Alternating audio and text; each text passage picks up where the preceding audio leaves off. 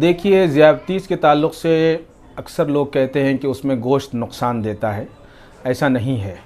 गोश्त आप इस्तेमाल करें लेकिन एहतियात के साथ। और दूसरी चीज़, जो डीप फ्राई होता है, जैसे तेल के अंदर उसको फ्राई किया जाता है, चाहे वो चिकन हो, चाहे मटन हो, चाहे कोई भी चीज़ हो, तो इस तरह की चीज़ों से परहेज़ किया जाए। हाँ, उसको बग़ैर मसाले के आप इस्तेमाल करें, वो फ़ायदे की चीज़ है।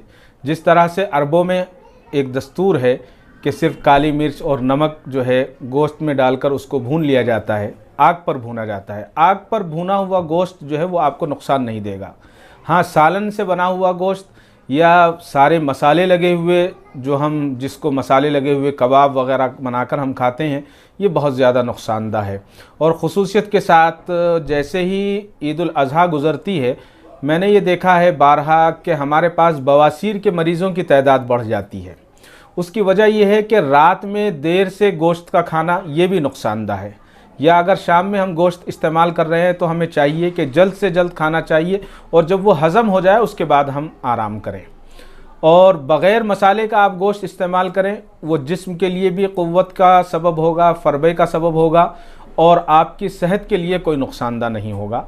तो शुगर के जो मरीज़ हैं, जो बार बार पूछते हैं, बहुत सारे लोग कहते हैं कि बकरे के अंदर जो है, मटन के अंदर जो है शुगर बहुत ज़्यादा होती है।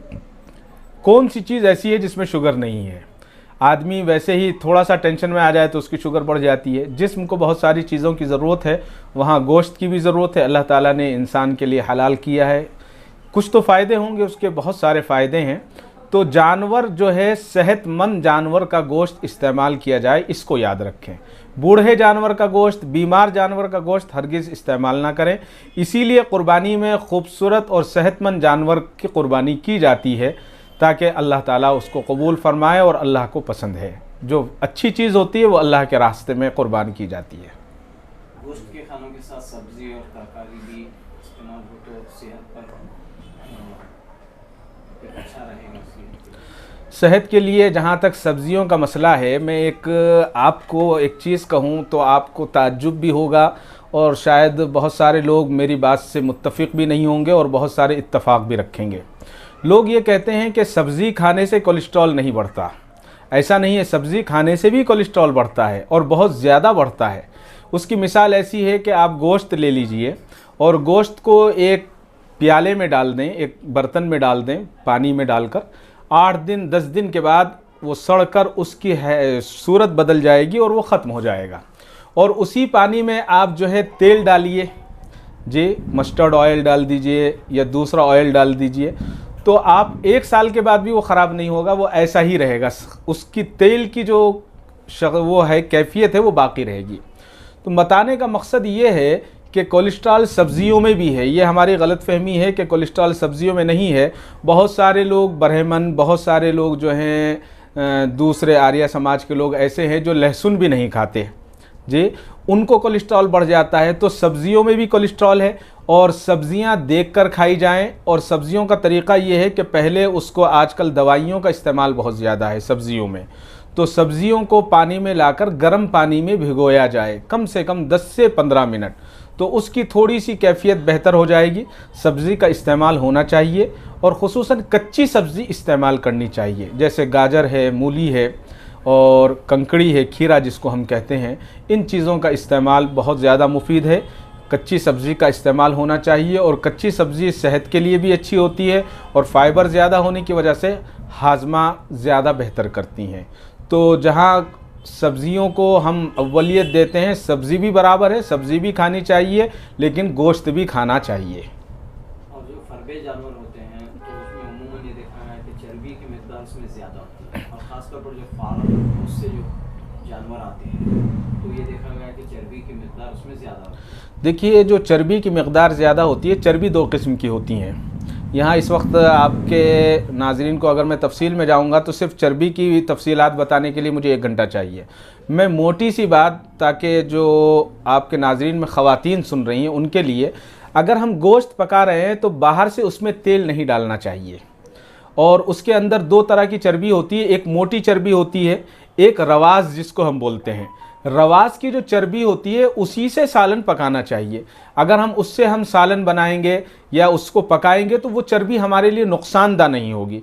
लेकिन यहाँ ये एहतियात ज़रूरी है कि उसको भी हम भर भर कर नहीं खाना है।